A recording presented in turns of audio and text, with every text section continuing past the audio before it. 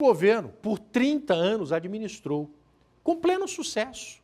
As ferrovias cresceram, fizeram as cidades crescer, mas aí aquilo que foi progresso começou a ser visto como estorvo. Isso nos anos 90. Rapidinho, vamos dar o devorteio, vamos fazer o contrário. Nós tomamos, vamos vender. De todas as privatizações de patrimônios públicos, por que é que só a rede ferroviária nunca vingou? Os locais mais parecem cemitérios ferroviários. Em um deles, denominado antigamente como Estação Triagem, há mais de 400 locomotivas e vagões abandonados. As imagens obtidas com exclusividade pela produção da Record TV mostram a precariedade da manutenção dos equipamentos. Muitas das composições estão pichadas. O mato invade os vagões e também algumas casas. Neste outro local onde ficavam as antigas oficinas, o telhado de grande parte dos galpões caiu e a área está tomada por entulho e muito mato, inclusive na parte interna.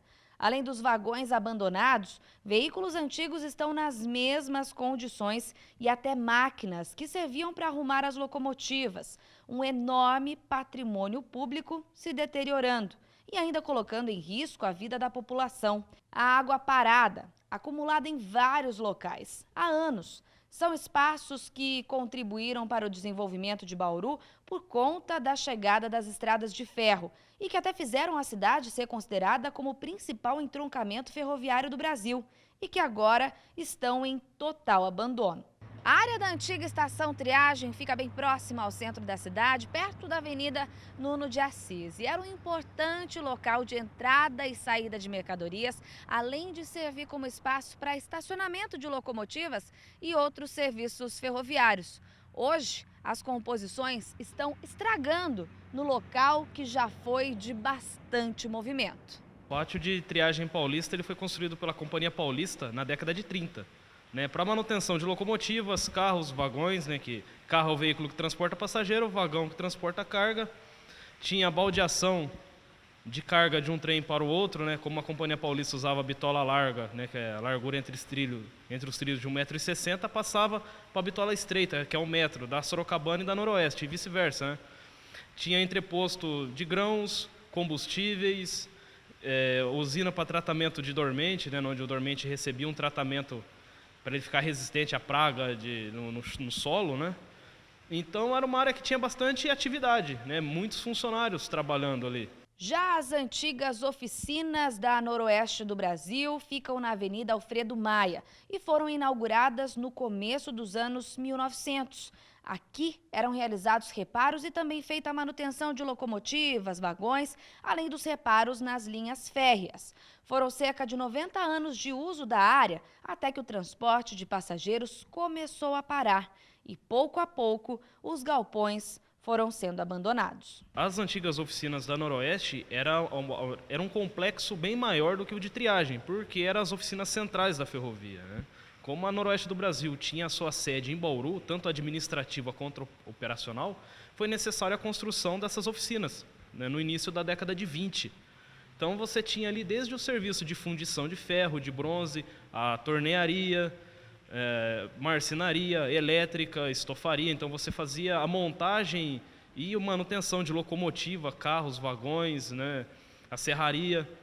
E foi algo que ficou bem ativo até boa parte da década de 80. Depois eles começam a desativação, a própria rede ferroviária federal na época começa a desativação de alguns setores, mas outros ainda permaneceu ativos, como a mecânica diesel, que a ferrovia desativa por volta agora de 2010, que então era a América Latina Logística, E hoje é uma empresa terceirizada que mantém os serviços da mecânica diesel, mas a antiga tornearia, a fundição, os prédios mais antigos estão desativados hoje. Um inquérito foi aberto para apurar a situação da manutenção dos espaços ferroviários por parte da empresa responsável. Em razão disso, nós oficiamos para a LL. A LL pediu um prazo e se comprometeu a resolver esse problema. Nos respondeu falando que tinha resolvido o problema. Nós oficiamos novamente para as secretarias que haviam representado e a resposta foi que o problema não tinha sido resolvido. Então nós encaminhamos um servidor do Ministério Público Federal até o local, que vistoriou, tirou fotos e realmente constatou que ainda o problema não tinha sido resolvido. Oficiamos novamente a concessionária e ela respondeu perguntando aonde ficava esse imóvel, sendo que antes ela tinha falado que já tinha resolvido o problema no imóvel. Então, realmente, nós tentamos resolver essa questão de forma administrativa, sem precisar entrar com uma medida judicial, né? Mas estou vendo que um problema simples de resolver, talvez o Ministério Público tenha que entrar mesmo com uma ação judicial, talvez uma ação pedindo obrigação de fazer, né, sob pena de multa diária, para tentar resolver esse problema.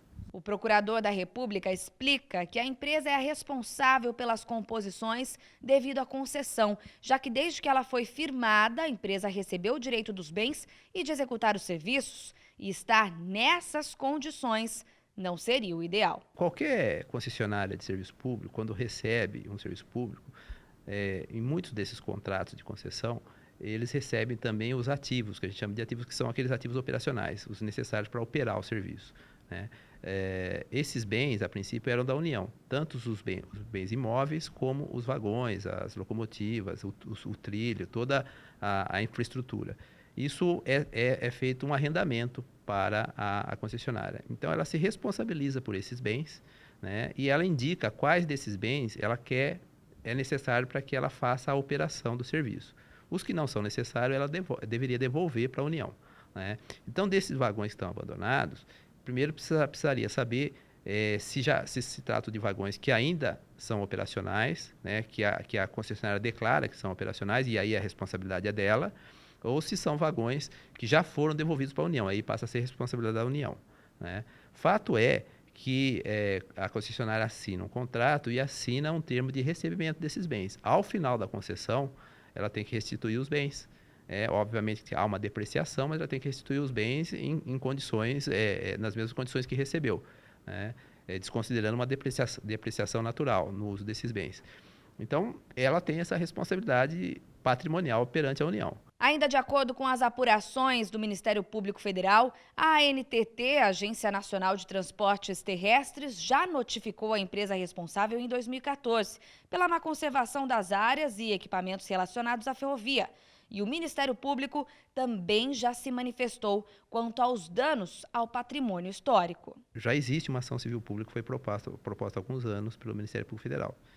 Nessa ação foi pedido liminar, não foi obtido. Essa ação ainda está em curso aí na Justiça Federal, e na qual o Ministério Público pede justamente isso, que haja uma responsabilização em relação à tutela desses móveis e imóveis que têm valor histórico. O valor histórico é imenso. São locais que fizeram Bauru se desenvolver desde os anos 1900, com o aumentar dos trilhos e com o andar das locomotivas que agora estão paradas. Uma história não só de uma cidade, mas que envolve todo o país. A ferrovia ainda funciona na cidade, mesmo tímida. Segundo dados da empresa Rumo ALL, hoje a região de Bauru tem quase 1.500 quilômetros de linha operacional, 3 postos de manutenção de locomotivas, 3 de vagões e 3 postos de abastecimento. São os trens de carga que passam por várias regiões do município. São espaços que poderiam abrigar museus, algumas outras áreas de recreação cultural, esportivas, né? Diante de um projeto bem elaborado, aí, daria para ter um uso muito interessante dessas áreas. Por ser uma área muito grande, então é difícil a manutenção, né? E, infelizmente, quando você deixa de utilizar um espaço, ele começa a se degradar.